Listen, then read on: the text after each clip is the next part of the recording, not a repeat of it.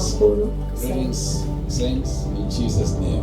Siyabingelela abazalwane egameni likaJesu. Amen.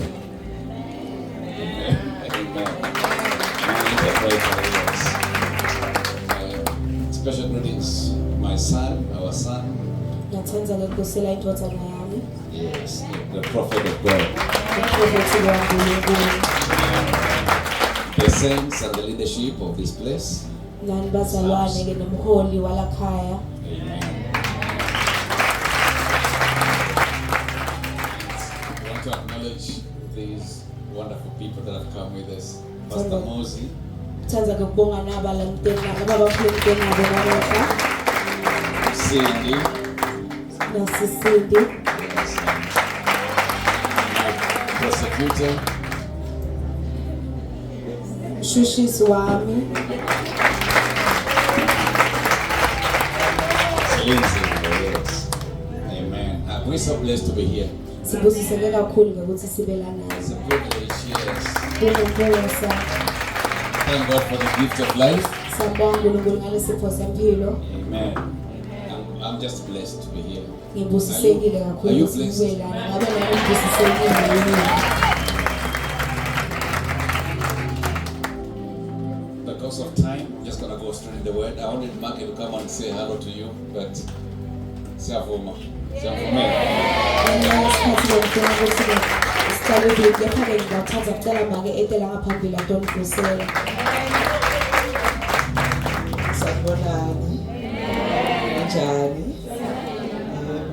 Because of time, I mean that's just some bonanza and pass. When God created man, wasdala uNkulunkulu nemfanekiso wakhe.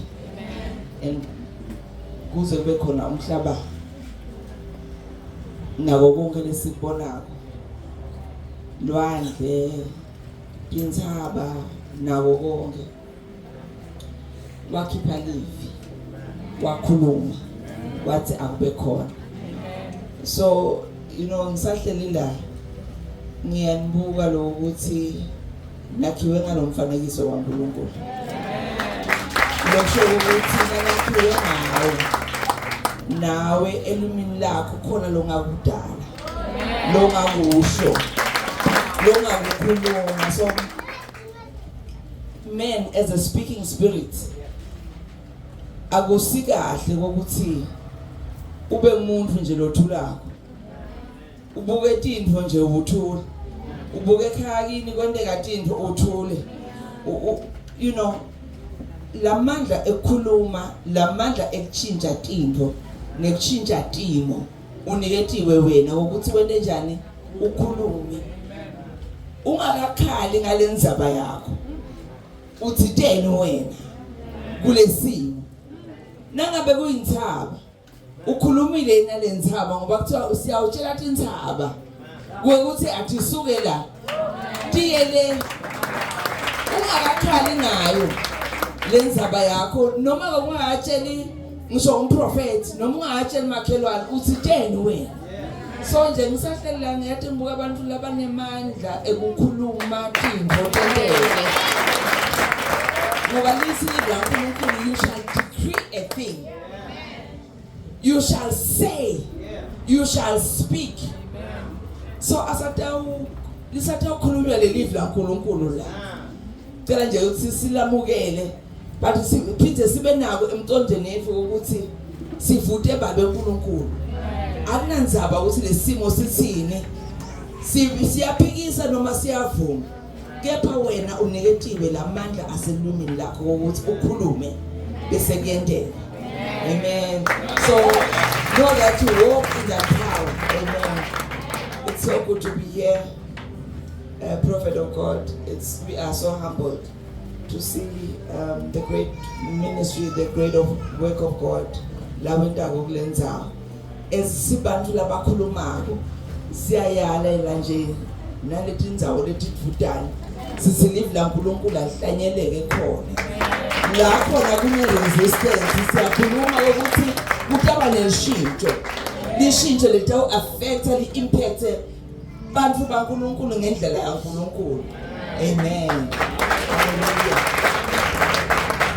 Hallelujah. Praise the Lord. Amen. We're speaking spirits. So we're going to decree and declare. Singeke singoya lokhulumako sidawumemetela futhi lelifu. It's created in the image of God. Sakhiwe ke ngemfanekiso kaNkulunkulu. Our theme is behold God, isn't it? Bese ufuke ngubheka uNkulunkulu. Say behold Thani bheka God. uNkulunkulu. So we're going to move around that. Amen. Sidawuhambela kuleli hlangothi lelo. Look at the word of God from the book of John 3:14. We're going to start from there. Sidawuqala kuJohn 3 verse 14. Yes. Behold God. Bheka uNkulunkulu. Very interesting theme. Powerful theme. And as Moses lifted up the serpent in the wilderness, even so must the Son of Man be lifted up, that whosoever believeth in him should not perish, but have eternal life. That's John 3 verse 14. Sifundza John 3 verse 14. Right, as Moses lifted up the serpent in the wilderness, Njengoba naMose aphakamisa inyoka ehlane, even so must the Son of Man be lifted up, kanjalo ke nendvodzana yomuntu ifanele ukuphakanyiswa, that whosoever believes in him kuze kuthi wonke umuntu lokholelwa ngiyo should not perish, angabhubhi, but have eternal life. kepha abe nokuphila lokuphakade. The context of that scripture Lesichubuleko saleyo mbhalo loyo, is a quotation from actually the book of Numbers 21, lokhu ke kususelwe kuthathwa encwadini yaNumbers 21 verse 8 and 9. verse la 8 So na it will 9. be good for us to go there also, so that we Kungaba kuhle ngokuthi understand, sicale la siye so that khona we sibona understand kuthonsa kahle. that Moses lifted up a serpent in the wilderness. Kuthi Mose waphakamisa inyoka So ehlane, Christ is speaking from that context. ngoba Kristu ukhulumela ukususela lapho. All right. Numbers, Old Testament, verse 21, verse 21, verse 8 and 9. Numero 21 verse 8 kuya verse 9. And the Lord said unto Moses, make thee a serpent.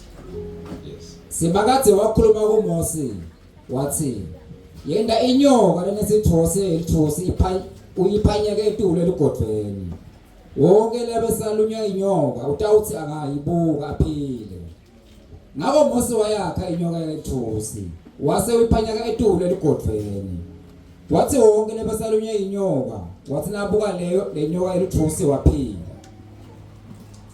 So you can see the context then. Siniyabona ukuthi kuthathule kuphi. So as Moses lifted up the serpent in the wilderness, Mose ke nakasaphakamisa lenyoka lehlane, so shall the Son of Man be lifted, meaning he's going to be hanging on the cross. nomfuke utawuphana umfodzana ke umfuke itawuphakanyiswa lokusho And those ukuthi who shall utawubethela believe in siphathelene. Futhi wonke lokholelwa nguye Shall not perish, angeke abhubhe, but shall have eternal life. ke futhi aba nokuphila The lokuphakade. soul, the life of God, Kuyafana ke nempilo the yaNkulunkulu. God kind of life. Le mpilo lefana njengale yaNkulunkulu. Just by believing and looking. Ngekuthi wena ukholwe futhi ubone. Now, the context here in the book of Numbers, Lesithola lana ke encwadini yaNumero, the people had rebelled against God, labamfuke bebaphambuke benetimfo baphambukela uNkulunkulu. also against Moses. Futhi baphambuke ngemiyalo And yaMose. they were talking and complaining. And Bona ke bebahlalela bakhuluma if you bakhonona. read the whole story, then the serpents began to bite them. Bese ke tinyoka taqale tabaluma. So what they did, they opened themselves up to serpents. Lokho kwenteka ukuthi bona bativulela ukuthi bakhone kulunywa ngetinyoka. So as the serpents were biting them, people were dying. Letinyoka ke tsabaluma bamfu bebafa. And Moses cried before God Mose ke wakhala phambi about the kwaNkulunkulu situation. ngalesimo And bebabhekene then God gave naso. him instructions. uNkulunkulu wasimnika He says, imilayezo. make a serpent of brass, Wathi yakha inyoka yelithusi. all right, and wrap it around the pole and hang it. Uyigodwe uyitungele esigodweni ke uyibeke etulu. And tell the people, Bese utshela whosoever labantu shall behold kuthi bonke labatawubuka lenyoka. that serpent, Lebonke labatawubuka lenyoka they shall not die, they shall live. angeke bafe kepha batawuphila. What an interesting spiritual technology. Ngawe lona ke itechnology ke lehluke kakhulu. It says the serpent bites you, Lenyoka ke yakuluma then you look at the serpent bese ke brass. bese wena ubuka ke lenyoka yelithusi But the way lesebeketulu. the metal brass is symbolic of judgment.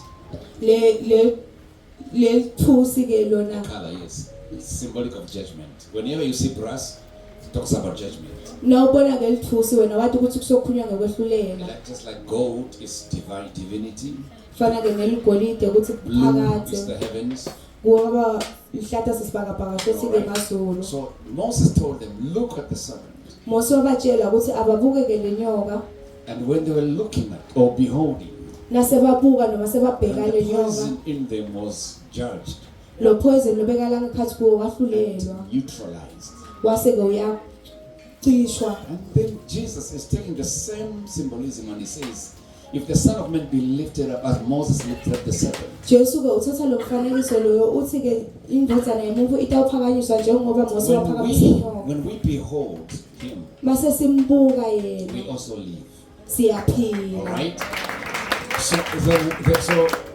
So the theme, behold God, Leli hlelo ke leluthi bheka simakathe it's quite interesting to me, lihlukile ke especially ngekwalo. when I look at this context of scriptures. Kakhulu ke mangiyibuka ngiyicathanisa nale mibhalo lena I realize ngiyabona sometimes we don't live kuthi ngalesinye isikhathi and receive asiphili that life simukele leyo mpilo because we behold many other things ngoba sele sibuka letinye timvo and we maqeleni don't behold God. bese asambuki In uNkulunkulu. life, you Empilweni can have snake bites, ungalunywa tinyoka sometimes by your own doing, ngalesinye isikhathi ngekuthi wena ngetento your takho own rebellion or murmuring or complaining, ngalesinye isikhathi kubeke imiphumela yetento takho noma yikhonona kwakho. but there's still a remedy for that. Kepha ke kukhona ke info lokungagucula lokho. And sometimes as human beings, we run to and from trying to look for things. Ngalesi sikhathi ke siba mfisile sibhekale nalena sizama sifuna ke tsambulule letinto. But I want just to declare to you today, Kepha namhla ngifuna kumemetela la kini lift up your eyes phakamisana emehlo enu and behold God. nibheke kuNkulunkulu. David, yes, David in Psalm 121 says, Davide ke kuhlabelelo I 121 will lift uthi up my eyes to the Lord. ngawuphakamise emehlane ngibuke uNkulunkulu. Where does my help come from? La kuqhamuka khona My isito help comes from lami. the Lord. Isito lami liqhamuka kuphi ke the maker liqhamuka of heaven and kuNkulunkulu earth. lo wadala izulu So nemhlaba. there must be a turning away from certain things. Kumele ke siphambukele siguquke siyekele letinye All right? tinto And begin to behold Him. bese siqala sibuka Now, uNkulunkulu. in life, there are different types of serpents. Empilweni ke kunetinyoka There letehlukahlukene. is a mamba, Kunemamba, cobra. kune cobra, Yes. Even the mambas, there's green, there's black. ngisho nalama mamba ahlukile kunale green There's kunale cobra, mnyama. there's spitting cobras, there's Nalama so cobra nawo ke ahlukile there's ke. puff adder. Kunetinyoka nje letehlukahlukene. You know, different snakes. I just don't know what type of snake. Kunetinyoka letihlukahlukene kepha ngathi ke ukuthi ngiyiphi lenyoka, lehlobo lalonyoka You've been dealing with. wena bohlela ubhekene nalo. Nikonelji. I don't know which type of snake Angathi ke ukuthi ngiyiphi ihlobo lenyoka you've been dealing with. bohlela ubhekene Because nalo. there are different types. Ngoba kunetinyoka Like, for letehlukene. instance, a python. Uyasesenta ke isibonelo ke kune python. A python will sneak on you. You know, just be quiet and sneak on you. Python ke itakunyenyela And then after it hits you, nase it ikulumile goes around you quickly. bese ke ngalokusheshsha ke iyakugegeletela And then it begins to squeeze. bese ke iyakucindzetela. The more you do, Wena ke nawuzama kutikhulula the more it yona squeezes. ke icindzetela Which kakhulu. means if it's a python, stop panicking. Lokusho ukuthi nangabe ipython wena yekela lokho Because the more you do, ngoba na wenda the more lokho it what? yona ke iyachubeka The more it iyakudzetela squeezes. The more it squeezes na ichubeka icindzetela and begin to break the bone. uqala ke ukuphula emathambo Begin to break the structure. uqala ke kuphukeke lamathambo Your akho structure, everything broken. yonke info yakho bese seyiyaphuka Then after that, bese emva kwaloko it releases itself, iyatikhulula opens its mouth ivula umlomo wayo from head, sukela enhloko sucks you inside. iyakugwinya. So if it's a python, So nangabe ke that ipython time when it's squeezing you, ngalesikhathi ke make sure your eyes are icindzetela looking at something. wena yenda siqiniseko ukuthi emehlo akho khona la kabuke khona. Now the problem with this, Inkinga ke yaloku you find that our eyes ukhanza ukuthi emehlo ethu are looking somewhere else. abuke kulenye That time na indawo ikuthi iyakusqueeze le nyoka. by the time iqinzetela You find that now your eyes are looking at lidende leli you messy find that somewhere. your eyes are now looking at a tent that has been pitched up And somewhere. you are listening to a song so ngondo yana. Ingoma ke lihlatshelwa khona ke lo ilalelako. Do you know that there's power of sight and insight inside of you? Ngiyathi ke ukuthi kunemandla ekubona nakulokho la ngephansi When kuwo. something hits you, Info ke like a nayithinta disease, a sickness, or something that is noma trying ngabe to get your ukugula life, lokuzama most of the ukuthi time, yakho the esikhathini devil will make sure that esiningi your eyes rest on sathana a wena thing. siqiniseke ukuthi emehlo akho abuke Instead of looking at him, esikhundleni sokuthi wena ubuke your yini eyes, you begin to look at that intended first later. emehlo akho ke aqala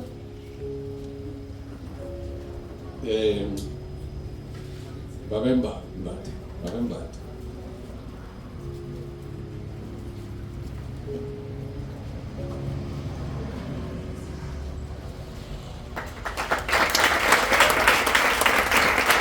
She was doing very good. Amen.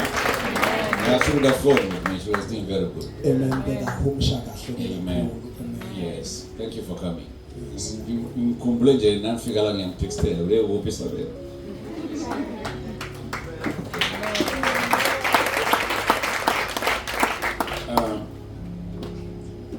It's very important Kubaluleke to kakhulu behold ukuthi God, no matter what kind of serpent is coming against you. nganenzaba ukuthi ngiphi inyoka letayimelene nayo. If a mamba hits you, you've got a few minutes to leave. Mangabe ulunwa imamba You can't be running less and less or other things. ngeke ukugijima You've got a few minutes to leave. unemizuzu lembalwa ukuthi So you must take your eyes to Him. kumele ubhekise emehlo akho kuye. Because the poison of a mamba moves so quick. Ngenxa yokuthi poison wemamba uyagijima. It goes to your lungs, Uya cleanses your emaphasheni lungs. akho Takes the emaphasho oxygen akho out. ukuthi unciphe umoya. Are you listening? It's very important Kubaluleke to kakhulu behold. ukuthi ubheke God. ubheke What uNkulunkulu. is this thing trying to tell us? Letipho leti tizama It tells kusitshela us that in the days we're living in, iyasitshela ukuthi kulamalanga lesiphila kuwo there must be a projection of our eyes to God. kumele kuba libhekiswa kwemehlo ethu You see, most kuNkulunkulu. of us are so distracted Linye lethu ke liyaphazamiseka by humans. liphazamiswe By bantu situations. liphazamiswe timo. You notice that if you hear Uyanaka ukuthi nawuva something uva about someone or a ipho story or what, ngemuntu ngoba ngabe you notice that yinzalo. your eyes, most of the time, they hang too much there. Uyanaka ukuthi emehlo akho And anamathela what you don't know lapho. is that your eyes is the light. Lokwazi ukuthi emehlo akho akukhanya. You know, I was in the States Bengise some time America back. esikhathini And they told me lesendlule. that in America now, the technology, now figure this America special. ukuthi ngalo kunemishini esehlakaniphe kakhulu. To check what is wrong with you, they just go to the eyes. Nabafika esibhedlela babuka kuthinde kungahambi kahle ngawe beta nje They look emehlweni. into, they put something into your eyes, Babeka ke lo mshini and they can asebheka tell you what is the lapho. problem with you. Akhone ukutshela ukuthi yini inkinga lapha Can you imagine? kuwe. So your Asobheke nje. eyes are powerful, Emehlo akho anemandla. very, very powerful. Anemandla And kakhulu. actually, even me without a machine, Nami nje without a I can machine. tell you, you are depressed, Angabuka nje ngabuka ukuthi You are stressed. ucinzelekile. Une stress. you are confused. Udidekile. You know, even when they are catching somebody at the airport, Noma ngabe baba Labo ukuthi tsotsi. ulotsite escreen they setindiza. look at their face. Babuka nje But lokho. uyabonakala nje lokhu uphethe insana. They can see La- nje la ebusweni bakho ukuthi you are carrying insana. It's amazing the power of what? Uyabangalisa lamandla To the eyes. alamehlo. So can you imagine looking at the radiance of the Lamb of God? Kubuka ke And lokukhanya that radiance comes into your eyes. bese lokukhanya kuthi emehlweni Mama akho. utawuphila. You are going to live. Utawena njani? You are going to live. Utawuphila. No matter what kind of serpent has been. Akunenzaba ukuthi iluphi ihlobo You lenyoka see, in life likulumile. there's so many serpents Empilweni kunetinyoka letinenge that nyonyoba and get to you. letizama kuta tinyonyobe tikulume. You know that, isn't it? Siyakwazi Different types. Tinhlobonhlobo Some even lehlukene. come into your home. Letinye tita You emakhaya forget to close the door. Especially in Makaya, lapho the sikhona. snake get in. You can be sleeping with it for days. Ungalala nato ikakhulukazi emakhaya. Then one day you touch where it is hiding. And Bese ke sokutsinza la ibhaqe khona ngalinye ilanga ikulume. so as Moses lifted up the serpent in the njengoba Mose wilderness, waphakamisa inyoka so shall it be when the Son of Man is lifted njalo up. lendvodzana yomuntu ifanele kuphakanyiswa. So when we behold him, Masimbheka simbuza something happens to the poison. nokuthinte kuyenteka kulo poison It could be because some serpents give you slow poison, ngoba letinye itinyoka tikunika poison which kills you after 1 year or 2 years. lokubulala emva There are some things that can happen to you today, lemibili kukhona lokungenteka and you kuwena move with it, uhambe and nayo it kills you after 5 years. That's what you started today. kepha nakuqalela But whatever it is, what am I ejana noma ngabe I'm trying yini to stress that whatever it is, ngizama ukugcizelela when you refuse to look to the left and to the right, and say, I will behold him, uthi ngidawubuka the yena one that died lona at Calvary. lowangifela eCalvary Trust me, whatever kind of noma poison ngabe yini uhlobo la is going to be charged litawuhlulela and neutralized. bese liyaphusha Let's give a bit of some definitions so we can asilenze understand. incazelo lencane ukuze thina The word behold igama lelithi bheka ngoba buka means to have insight. lisho ke kubona kwangekhathi So I wanted to write this down so ngifuna ukuthi you sikubhale understand. It also means to look at. lisho kubuka info tside It also means to regard with your eyes. lisho kunaka info ngemehlo It akho means to see with attention. lisho kubuka info Not just ngenjongo browsing, but letside, with hayi attention. kubuka wendlula kepha nakuyinaka ngqo So we have to ngenhloso. behold Christ kumele sibheke with Kristu attention, ngenhloso with insight, ngekubuka and with right phansi nangekubuka lokungiko because to behold ngenxa yokuthi means to kubheka perceive. kusho kubona It means to have power to perceive lisho by kuba sight. nemandla ekubona It means to see. kubuka And in this context, kule ndzaba to leyo behold means to take your attention from other things kubheka kusho kususa kunaka kwakho and bring your kulephrekile attention to what your eyes are on. ulethe ke kunaka kwakho emehlo akho Then lapho there is another underlining aspect of seeing. bese ke kuba khona lenye lihlobo It lekubona means with attention lisho kubuka or ngekunaka with insight. ubuke Because lokusuka I can look at you ngoba ngakubuka without wena attention, ngingakunaka which means I won't see the details. kusho ukuthi ngeke ngibone lonke luhlwa ngawe Which means I will see you, but I kusho don't see ukuthi you. ndakubona kepha nangingakubona This is the reason why you can come across somebody who kuleso sizathu Have you ever done that meet before? someone and forget You see somebody? ubona and mfutsi then you pass them. bese It's because you were not paying attention. ukuthi bonganaka So to behold kunaka means kubuka it means not just see, kusho ukuthi akusho but kubona your faculties are involved. kepha natonke letitfo takho tikhona I'm looking at you in order to kuka study wena kuze kuthi ngitakucwaninga the way you're moving your hands, kuthi the way isandla you're sakho walking, usihambisa kanjani the way you're indlela doing lohamba ngayo things. indlela lowenda ngayo Means into I'm paying kusho ukuthi attention. ngiyakunaka I'm not just browsing. angendluli nje This is what we are talking about. kuloko ke You are aware lesikhuluma of browser njengomuntu. you cannot just browse God wendlule nje kuNkulunkulu Pay attention na because it won't help you. ngengathi ngeke And ukusize. this is the same thing that Yiyo yona gets leyo people not to access things. lento abantu Whether it's prophetic declaration, ngoba ngabe dime whether it's the teaching of the word, ngoba kufundiswa whether it's umlilo, apostolic release. ngoba ngabe kukhululwa Because they don't pay attention. ngengathi abanaki Church, listen, Christ bandla laNkulunkulu asilaleleni is a Kristu person. umuntu Two, Christ kwesibili is the Kristu God of the word, umlivi the principles of the word. umlethetho In the beginning was the word. ekuqaleni bekunalivi The word was with God. beka The naNkulunkulu logos, the thought of God. umcabango waNkulunkulu The same was in the beginning with yena God. bekana nkulunkulu In him was ekuqaleni that life. kuye And that life was a light of lokuphila And bekukhanya the word kwebantu became flesh. livi And labanyama dwelt among us. lahlala emkhathisini So now wena we must have an ability kumele sibe to behold the person of Christ lekubuka lo muntu and to loKristu behold Jesu. the principle, the person, Phindze the word. sibuke lelivi Like for instance, you're hearing the word taught here. njengoba siva livi Preached lifundiswa here. lishunyayelwa Professor, if you don't behold it, nangabe you are not singalibuki beholding God. awumbuki Because uNkulunkulu or you are not beholding Christ. ngoba awumbheki Because he is the word. Kristu ngoba ulivi So there is a person kunemuntu and then there's a word. bese kuba nelivi Me, we are mbona must me. you can see And I am uyabona also the word I'm speaking. phindze ngimlivi ngiyakhuluma Hello, if you want to know me, you hear what I'm speaking. ungati mina But yet you're looking at me and So you're looking at the person. The reason why you're looking at the person, you want to perceive. ufuna kubona kahle When you look into my eyes, Now, you want to perceive how serious ufuna what I'm kubona saying is kahle all ukuthi about. kumqoka kangakanani ngilalele ngikusho There are things I would say kunetinto lengitadisho casually, ngijabulile. ngitisho But there's when the place you see the emotion kepha that is lapho serious. lapho nawubona Then you see the emotion that is crying. Then you see the emotion that is grieving. imizwa So lelimele you won't get the gist of the message ngeke uthole lemfihlakalo yalo If you don't mlayezo perceive. yalo mlayezo na unganayo if you just see. na ubona nje The kuphela body. lomtimba I want to show you how we miss it. ngifuna kunikhombisa And ukuthi then we say silahlekela sometimes kanjani God is not powerful. bese sithi uNkulunkulu God is not there. He is not healing.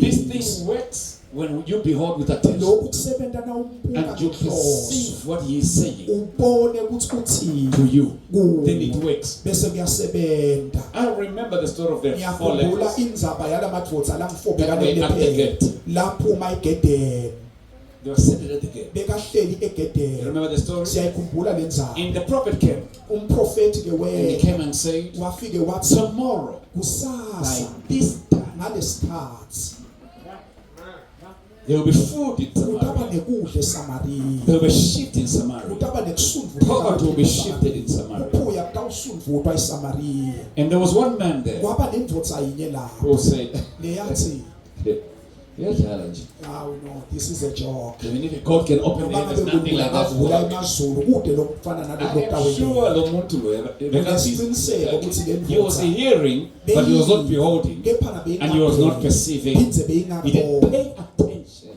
to the prophetic word. ayizange inika kunakisisa lelivi He didn't lesiphrofeti look at the word. akazange alibuka He lelivi didn't pay attention. akazange So alinaka you've got these eyes wena and unalamehlo you've got inner eyes. phenze unemehlo angekhathi You didn't pay attention. akazange And the prophet said, you will see it, umprofeti wathi utakubona but nje you will never experience it. kepha nangeke ukunambitha And it happened. kwenteka njalo So sometimes people in the same ngalesinye place, they isikhathi hear the same thing. baseninye beva info yinye Others get it. labanye bakuthola Others don't. labanye abakuthola It's all the power of beholding mandla and ekubheka perceiving. nekubona Right now as I'm talking, manje njengoba sikhuluma right now as I'm talking, ngisakhuluma some of you are hearing my voice. labanye benu beva I'm looking at my body, babuka umtimba but you wabo found that you're far out of perception ukhaza athi indlela lobuka ngayo is at home, isekhaya in the fridge, isefrijini searching the fridge, what am I going to eat when I leave? uyavuka ukuthi ngabe ngidawudlani nangifika ekhaya I'm telling you. ngiyanitshela Lo munye nje ingqondo ukuthi ngicela ngishumayela. someone is asking himself So I can eat my KFC. ukuze ngidawudla iKFC yami So this is how humans operate. bantu ke basebenza But it's kanjani only when you concentrate kepha ngaleskhathi unakile and this thing, because you can't conceive without concentration. ngeke ukhone ke ukukhulelwa ithole etside unganaki If your eyes are on other things, nangabe mehlo akho even in the nature as a woman, nakusemvelweni nje sometimes you are njengabantu fertile but you can't conceive. ngalesinye isikhathi ungakhanzakala ukuthi Because your mind is not there. ngeke uzukhone ngenxa yokuthi ingqondo yakho ayikho The faculty of your mind, your perception. letithuthi engqondo yakho nendlela lobona ngayo akukho So behold God. bheka uNkulunkulu Behold God. bheka uNkulunkulu And bring another one also. Before sekuletha lokunye I wind up this. Now, ngingaphethi when it says behold God, masithi bheka uNkulunkulu ngoba ubuke uNkulunkulu okay, look at your sister and your brother. Look buka at bhuti wakho ngoma sisi wakho now you notice that you're looking at the flesh. uyabona yini ukuthi The earth and vessel. lenyama lelibuka Do you know that there is God in there? uyathi ukuthi kunaNkulunkulu lapho That's the reason why God says don't talk against each other. ngathi uNkulunkulu ningakhulumi lomunye nalomunye ningakhulumani nimelane Because simply meaning, which means you are not beholding God kusho in your ukuthi brothers. lokho awukhoni ukubona Which means uNkulunkulu no wakho matter noma sisi wakho. what lo muntu kude Even doctor, if that because I person will can hold him. pray for you, you can receive nothing because you don't perceive right. There was a woman Kwaba nalomnye with mama her husband, beka nemyeni wakhe. and Prophet Elijah was passing by. Umprofeti Every now and then kule ekhaya. endlula And she said, umprofeti. I perceive Wathi that this is the holy man of God. Uthi lena incebe That is yakho passing engcwele by. leli endlula Let's make ngala. a room for him. Asimakhele So when he ikamela. comes, Uze he can thina sleep beka there. akawulanga What did she see that the husband did not see? Lomyeni wakhe beka She beheld God inside. wabona uNkulunkulu Amen. endlala. So you will never, because most of the time you never get what you don't perceive. Ngeke What do you uthole see? lokho ongakuboni. let's do it another way. asikwende ngalendlela le Elijah is about to go up. Elijah satawuphakama I'm talking about ezulwini beholding God in men.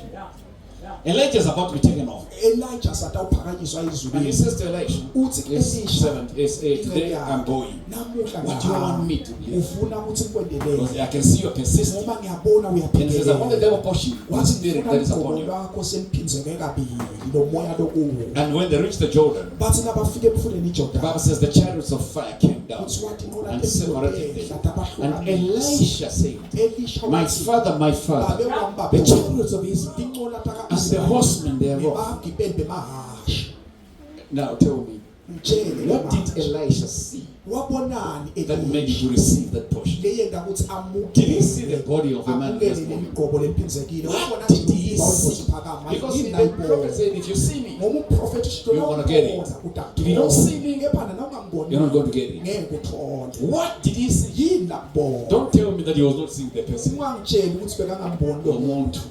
bekambona There is no way Elijah. Kwakude indlela. There is no way Elijah would go without him seeing him. kude indlela Yes, isihamba kanye kanye ngoba uyakubona ngoba. because we are together I can see you even if You you can jump be raptured right now. I'll see you. Uyithwe. What did he mean if you see me? yini lebekakusho He meant beyond bekasho ngetulu seeing this body being ubona lo taken? mthimba lona nyuka izulwini If you see what is in me, la ubona lo kungaphakathi kimi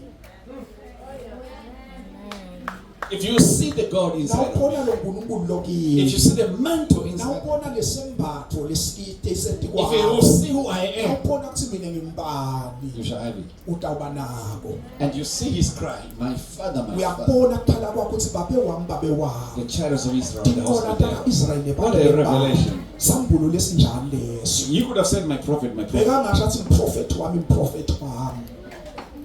Or you could have said, hey, my powerful man of God, noma my powerful bekangasho man athi of hayi God. inceke yami yankulunkulu lenemandla But he said something else. kephana washo lokuthini He saw, and wabona it came on him. kwasekwehlati kwakhe Are you listening? nilalele So there must be a paying of attention. kumele kuba nekunaka Look at your neighbor, say, what you see in me. makhelwane ukuthi yini lokubonako kimi If you see nothing, na ungaboni You lutho receive nothing. ngeke uthole lutho because I carry something right now.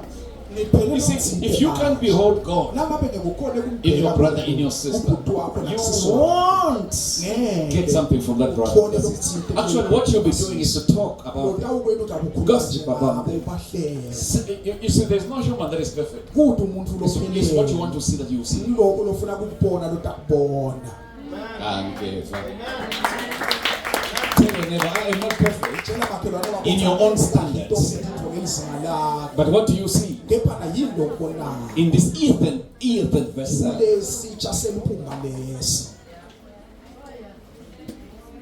so you see God? ubona nkulunkulu yini Okay, I think I've laid that. ngicabanga ukuthi sengibhekile ke Let me siselo wind sami it up like this. asengikuphetheke Look at kanje Hebrews asibuke incwadi yemahebhero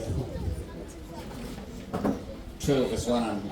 sefiko sika-12 verse 1 na-2 Where the Bible talks about looking unto lapho Jesus landla nkulunkulu likhuluma ngekubheka kujesu The kubuka author jesu longumqali and finisher lemthelelisi of our faith, wekukholwa kwethu laying aside every weight sibekeni konke lokusinzako and the sin that easily besets us. nesono lelisigikeletela njengelwane Let us run with endurance sigijime the ngekubheketela rest that is set before us, lomncintiswane losembikwethu looking unto Jesus. sibuke kujesu Now therefore, since we have a cloud of witnesses njengoba-ke sinelifu that labofakazi surrounds us, let us lelisitungeletelele lay aside asibekele every eceleni weight. lomthwalo This is how you concentrate. Eh? unaka kanjena You lay aside ubeka every eceleni weight. wonke You know, umthwalo every man, every human has got wonke weights. umuntu unento lengumthwalo nje The weight is not a sin. umthwalo akusiso sona Inkathazo nje thala emhlabeni. nje unezinkathazo nje talomhlaba Okay, I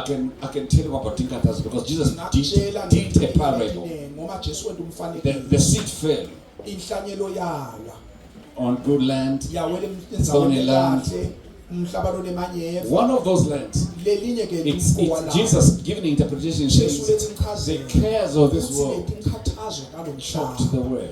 In other words, that kind of heart could not perceive leyo the power of the word. ayibhoyeka lamandla elizwi laNkulunkulu Okay, Silvanamos. Are you getting that? siyakuthola inlobo Yeah. So the weight is things that are in the earth. ikhathazo lemithwalo You're worried about your hairstyle. ukhathatheke ngesitayela sakho sasenhloko You're worried about the kind of shoe. ukhathatheke You're ngeticathulo worried about what I'm going to dress going to ukuthi church. ngabe ngidawugqokani nangesonthelo You are worried, ukhathatekile you're worried. ukhathatha tinkathazo temhlaba It's amazing how we can be worried about what you're going to dress kuyamangala ukuthi ungakhathatheka ngethi udogqokani nje when you're going to church. nawe esontweni But you're not worried about how you look before God. kepha na awukakhathatheki ukuthi ubukeka kanjani You are worried about how you do the makeup ubukeke ukuthi utihlobisa kanjani into ube muhle on ngemakeup the mirror. esibukweni Yet you're not worried about how you're going to show up before God. awukhathatheki ukuthi udawuvela ume It's a kanjani weight kuNkulunkulu. that is operating in the church today, in the people of God today. So much weight. kunemithwalo eminene Then another worry is fear. lokunye ke kukhathatheka kwesaba Fear is a weight. umthwalo When you are kuyinkathazo fearful, mawusaba you know, you are always fearful. What am I going to eat? What am I uyasaba gonna... ukuthi ndawudlala You remember that you're a child of God. uyakhumbula yona kuthi ungumfana kaNkulunkulu You're just fearful. Who's going to marry me? If I get uzesaba married, is ukuthi that marriage going lotamshaye lotangishada to what? To continue? ngabe mangishada lo mshado utawuqhubeka yini You're just in fear. wesaba These are weights. Pastor. lokhu kungumthwalo tinkathazo Let us lay aside the weight because they hinder you from beholding. ukuthi umbuke yena All right. Then it says also the sin that bese easily kuthi snares. nalesono So the first aspect is the weight. They're not a sin as such. But it's things that we carry unnecessarily. What is so thinking about me? It's a weight. umthwalo loyo You don't worry about what God is thinking, not about ukhathatheka another ukuthi human uNkulunkulu being. ucabangani ngawe hayi lomnye umuntu Then and the sin which easily ensnares. nalesono lesi sigegeletayo Ask your neighbor, which is that sin? buta makhelwane ukuthi isiphi leso sono Bamba nje, if you know this young Bamba. esikugegeletela njengelwana I know you don't want to hear this. ngiyathi ukuthi angifuni ukukuva lokho Every human, wonke umuntu kukhona into ethanza. there is something that you love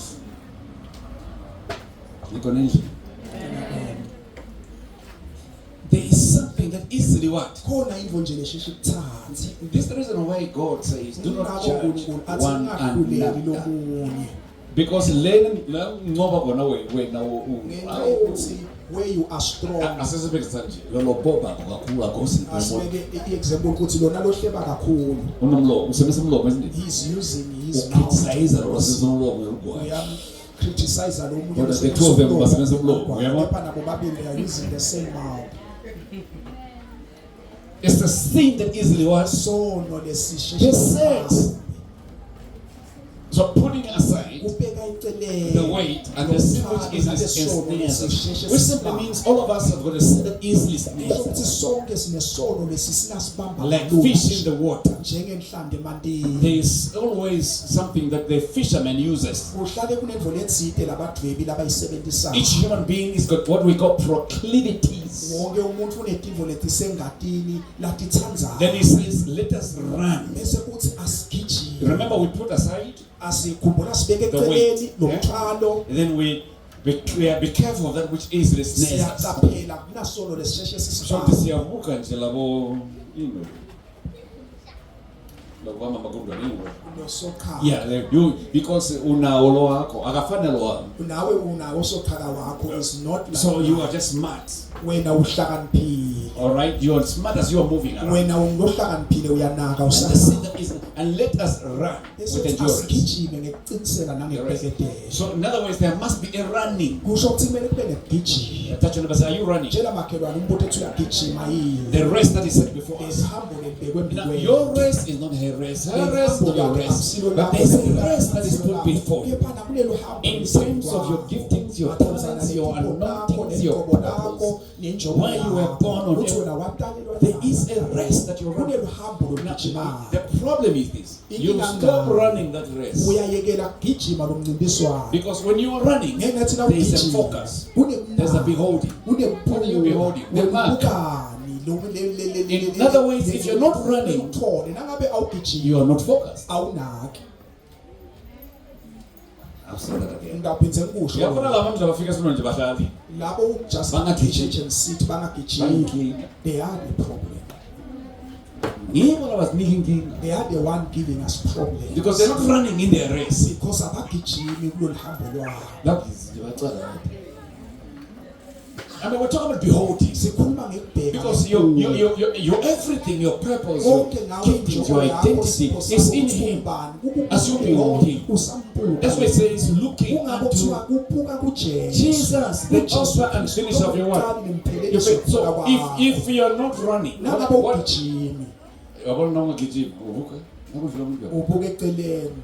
when you are running.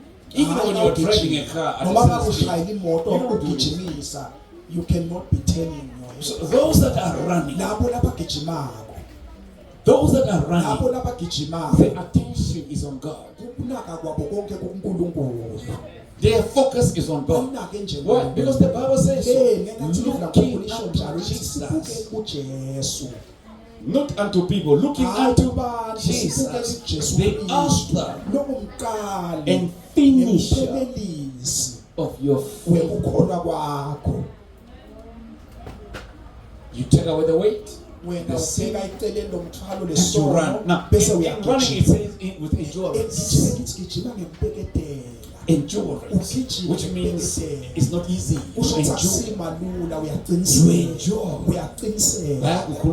You endure. You have no money. You endure. They betray you there. You endure. About what you say in the committee, you endure. I'm really quiet. So are you no longer seeing? No, you run with endurance. You You run with endurance. Yes, mbone elders manuban ne bottle etwala ngiyayekela ko. I know I saw elder so and so of alcohol. Ngiyalekela kwala. Ubuka bani kanti? Guns when whom are you beholding? Ndikona bazalwane. Are you here bazalwane? Ngiyayekela mina ngibona ukuthi sibaba kodwa usephoye ngibonito laphuma lapha uyajola la. But he's dating. Ngiyayekela. You see when you are beholding him, these things don't discourage. You will know that human beings will always do crazy things.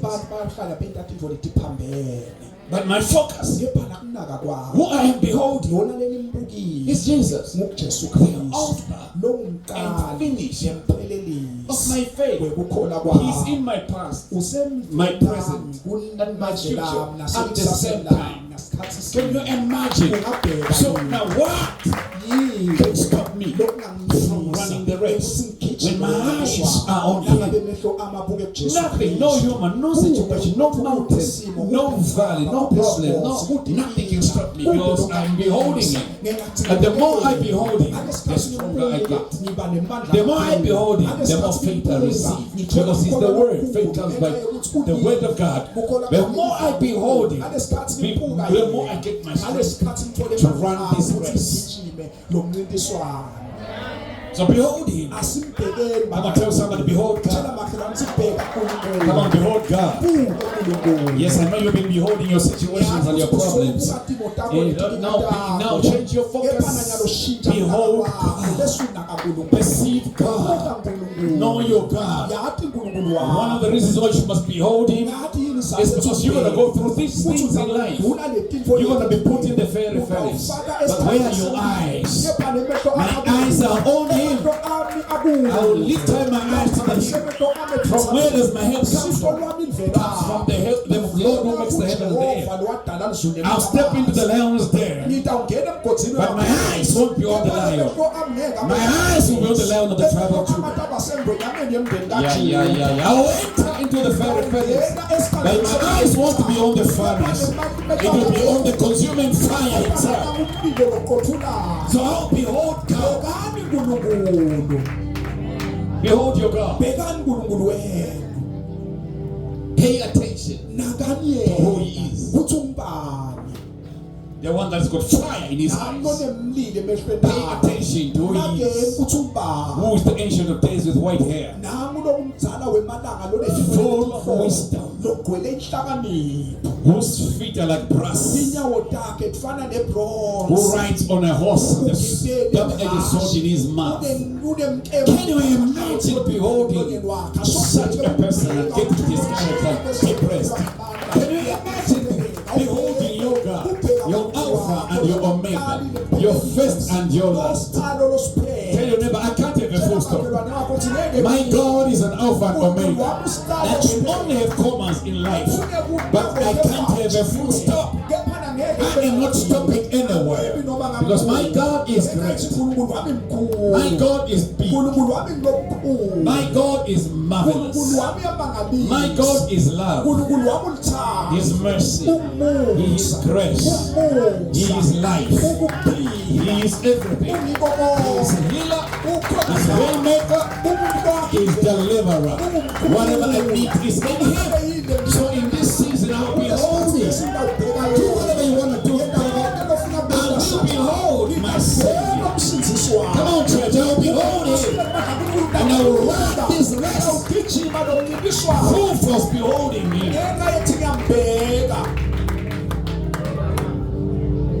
And I'll arrive at my point of destiny. Yeah. Tell your neighbor, say, this is not the day to get discouraged. This is not the day to look at the situation. This is not the day to look at the serpents. I am looking at the real serpent. A serpent symbolizes wisdom. Jesus says, be as humble as a dove, but as smart as a serpent. I will behold my wisdom. Trust. Who is the wisdom of God? Come on, church, let's behold Him. Let's behold Him. So many things are going to be happening in the last days. But we shall behold the Alpha and the Omega, the first and the last, the beginning and the end. We shall behold Him. He who has no mother, he has no father. He who is the reason for His own being. We shall behold the Ancient of Days. And the more we behold Him, the more we run the race. The more we behold Him, the more courage gets inside of us. The more we behold Him, the more we are strengthened with might. You know, the more you behold Him, the more higher you go. The more your problems looks like nothing. The more you behold Him.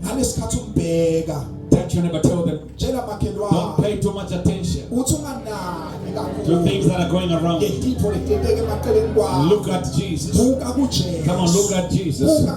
Perceive Him with your inner man. Perceive Him with your spirit. He is the beginner of your life. He is the writer of your book. He is the writer of your book. Before you were formed in your mother's womb, He set you apart. He knew you. He is the author of your book of life. He knows which chapter belongs where. He knows where to put a full stop, or where to put a comma, or where to put an exclamation mark. So whatever the situation says, whatever the devil says, is not my reality. My reality is in the book of my life. Come on, church. He says, how precious to me are the thoughts of God towards me. How vast is the sum total of them. I behold Him who's full of the thoughts about me. And He is the finisher. One who finishes. One who puts an end. One who completes. Someone who puts the final touches on my life. Someone who settles everything. The one who plasters. Yeah. The one who puts the plaster. That's the finishing touches. He's the one we are beholding. I mean, this is our God. And guess what? Guess what? He's able to do, to perform, do exceedingly, abundant, above that which you can think, that which you can imagine, according to the power kuye that is working in us. lasebenza kithi Right now. manje. Actually, when you look at the definition of that, which you can imagine, it means it can do beyond your conclusion. kusho ukuthi angenta lekhulu kwekuphetha kwakho. So what have you concluded? Yinto sokuphethile. Come on. What have you concluded sokuphethile about that situation? Simo lesi. About that problem? What have you concluded? He's able to do exceedingly, abundantly above that which you have concluded. Sometimes in life, you conclude things and you say, I think that's the name. But he's able to take you beyond your conclusion. That which you said is over now with me. When men have concluded about you, it means a man has concluded about you. The devil has concluded about you. He's able to do.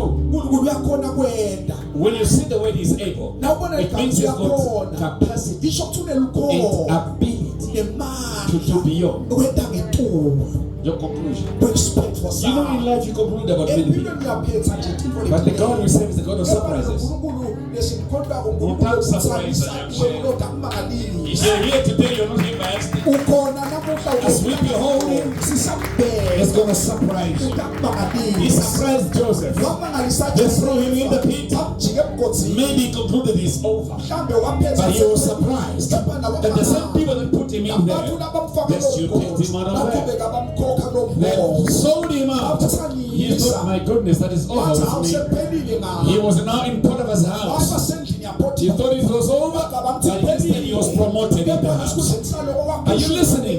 Nothing the devil can conclude. There's nothing that can put a full stop and conclusion about your life if you behold him, because he's the author of the book of your life.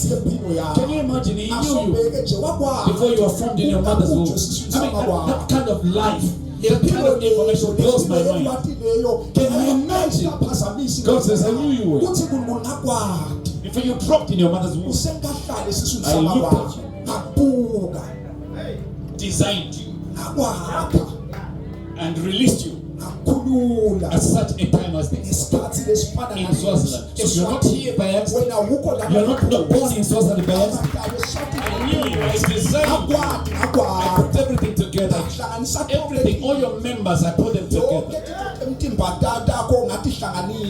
Anyway, why are you discouraged? Why are you discouraged? Why are you discouraged? Tell your neighbor, I will still be holy. In spite of what I'm going through, I will still be holy. That is the kind of God we serve. When you behold him, things happen. Things are shifting. Climates are shifting. Seasons are changing. It doesn't matter what season you're going through right now. When you behold him, even the calendar changes. The children of Israel in Egypt, they cried and beheld their God. Completely changed their calendar. He told them, today shall be the beginning of months. Put the lamb's blood on the doorpost, and today you are beginning to count. Anytime you behold God, He declares a new beginning over your life. He changes the season. He shifts atmosphere. He starts things anew. Come on, every time you behold Him, move your attention from things that can material, petty things. What they said about me, that is that. Just to remove those from there. What is worth of you looking at is Him. It's Him. It's Him. Let me tell you a story without you asking.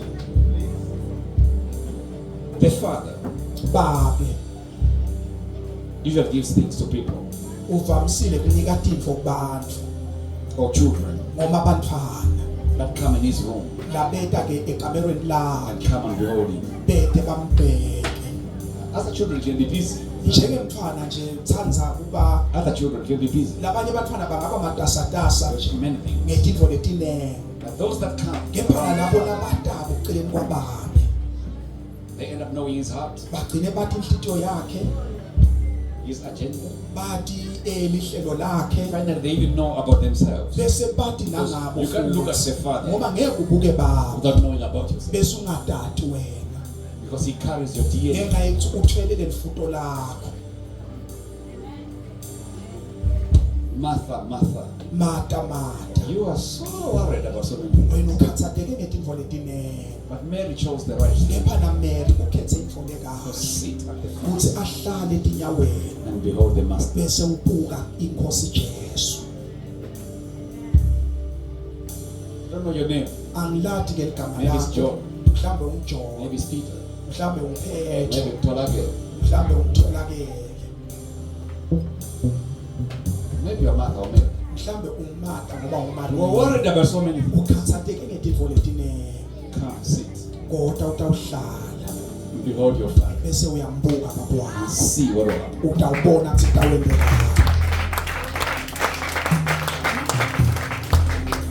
Again, look at you, never tell them. buka makhelwane futhi umtshele Behold uthi bheka God. bheka uNkulunkulu Amen. Hallelujah. haleluya Hallelujah. haleluya Glory to God. Can we clap hands and stand up and Oh, Shabbat. Can we begin to pray? Marabasatalia Capradele Shama Hazukra de Surya Lerebe Surya Capradili Bishalama Sakratalia Kabaha Jelebeke Surya. Just thank God for this word. Just thank God for His word this afternoon. Really big Surya Mindre Dilaba Koshalaba. Father, we thank you.